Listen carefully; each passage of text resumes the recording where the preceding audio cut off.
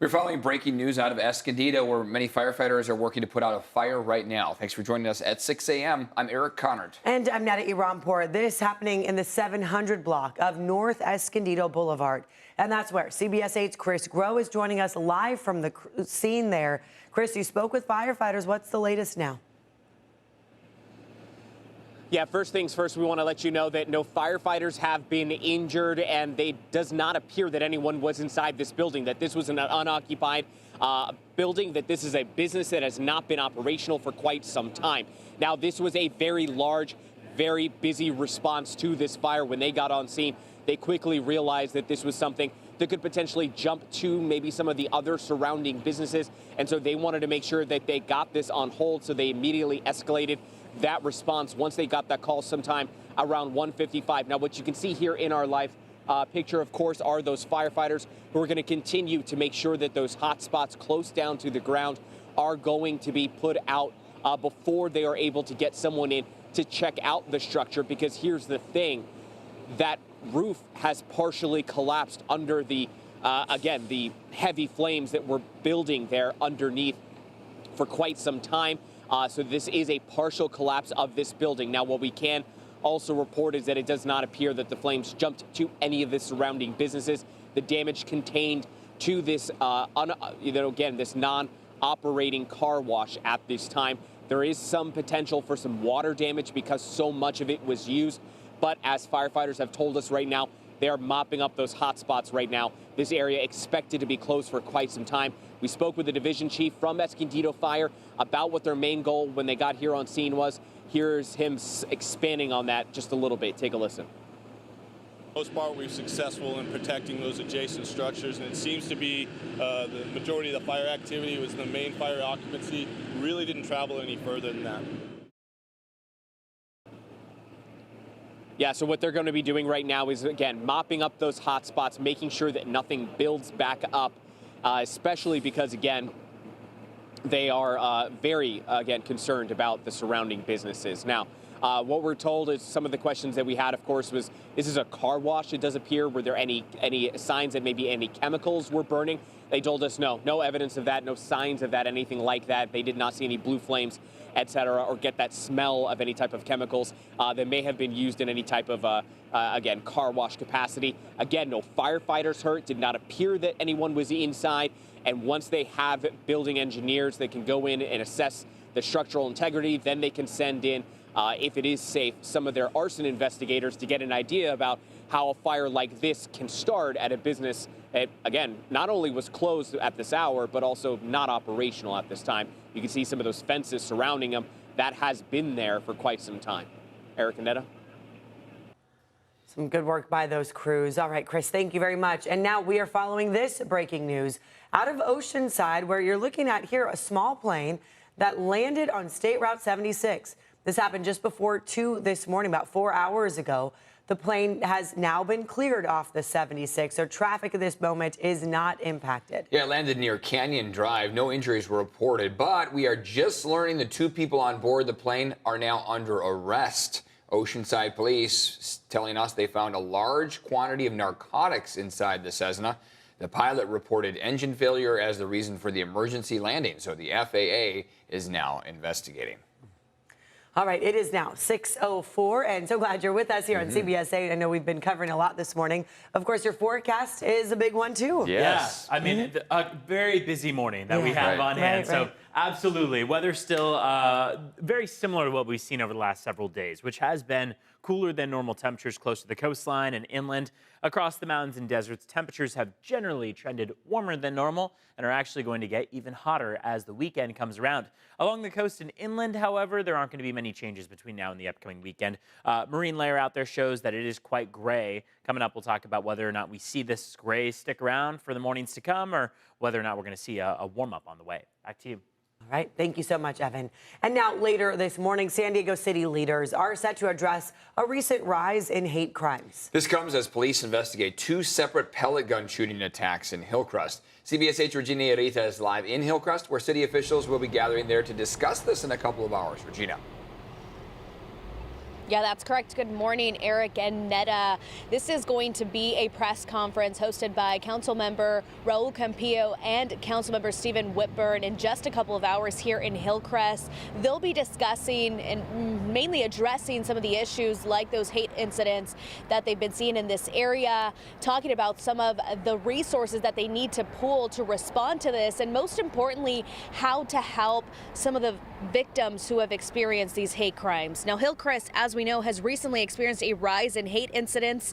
Earlier this month, police announced they were investigating a series of drive-by gel pellet gun shooting attacks at 3 bars on University Avenue. They arrested a 19-year-old man in connection with those incidents. According to the district attorney, the man used force and violence against 6 victims on September 7th. Police are also investigating a similar series of pellet gun attacks at LGBTQ bars in Hillcrest that happened back in May. It prompted officials to increase its police presence in the area and surrounding neighborhoods, but so far no arrests have been made for those cases. Now, the incidents, or at least those incidents, come just as recent Sandag reports showed hate crimes across San Diego County jumped 39% from 2022 to 2023. However, there are several groups that work with victims, and they believe the actual number of incidents is much higher. So back out here, the San Diego County District Attorney's Office is asking the public, if you have seen or witnessed anything, to call the DA's office directly to report any hate crimes in this area. That's latest here in Hillcrest. Regina Urita, CBS 8. Today, the man accused of murdering a woman back in 1991 will appear in court for the first time. 66-year-old Alfredo Hernandez is accused of killing 39-year-old Terry Bistudo. According to the district attorney's office, Hernandez was extradited earlier this week from El Salvador. They say they connected him to the murder recently through DNA evidence. Today, the county is considering adding more restrictions on homeless encampments, and they want your input. Right now, the county's camping ban does not allow camping in any street or public parks, but does not require that shelter be made available before enforcement. The county is considering modifying that ban. Today's Zoom meeting starts at 5:30 about this afternoon. Go to San Diego County's website. You'll see the link there. And now, Padres fans, listen here. We know we're going to the playoffs, so you want those tickets? Well, postseason tickets will be available to some people starting today. The pre-sale begins today for season ticket members. Waitlist members and select suite hospitality and group clients will also have priority access. Tickets are also available to fans who subscribe to Padres emails starting at 10 a.m. on Saturday and the rest of the public at noon. San Diego leads the wild card race by 3.5 games with 4 games to go. The Padres lost to the Dodgers 4-3 last night. They play one more game against LA at 7:10 p.m. tonight. Then they finish the season with a 3-game series against the Arizona Diamondbacks. So they lost yesterday. Hopefully they win tonight, can win the series. Yeah. Sweep maybe the Diamondbacks and maybe move to the #1 spot against the Dodgers in the NL West. Right. So if we stay in the wild card, that first game's October 1st, it looks like. Yes. So, but yeah, we could be #1. That'd be amazing. Hopefully. I don't want to attribute the loss to anything, but I don't know if the popping bottles the night before helped. I know the party had to happen. They needed to celebrate. But, you know, the coincidence, I say, is a little bit. So no excuse not to win tonight. Right, exactly. Than drinking. They should spraying. Exactly. Spraying the room. Ideally, yes, they have made a sufficient recovery, and tonight's the night.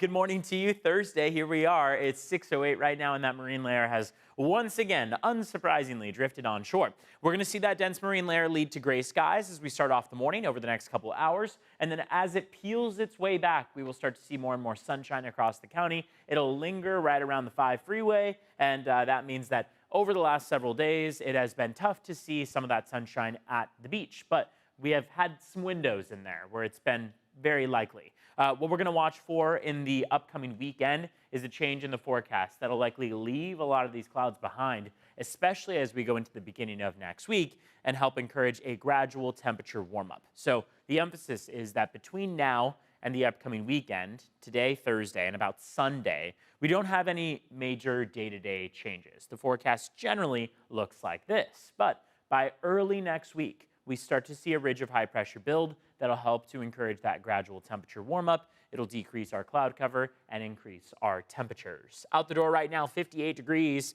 60 in Encinitas, 53 in Ramona right now, 55 in Alpine. So your overnight low temperatures are generally still in the upper 50s and low 60s. There are some spots that have dropped all the way down to the mid 50s, like Alpine and Campo, one of the coolest spots in the county at 54 degrees. And then here is the next 3 days, minor day-to-day changes. So we are going to see a very slow warm-up, but the more dramatic warm-up is going to be felt Monday, Tuesday, Wednesday. We're going to leave the 70s behind by early next week and jump into the 80s. We're going to leave the 80s behind inland and jump into the 90s. So sure, you have those changes day to day between now and Saturday, but they are only by a few degrees. The more dramatic climb will come Monday, Tuesday, Wednesday. Let's take a look at traffic very briefly, see what's going on out there on the roads. Want to take you to just 2 crashes that are causing some delays, but actually not popping up as slower speeds or stop and go traffic quite yet. So first one on the left-hand side of your screen there is the 5 northbound before the Via de la Valle exit.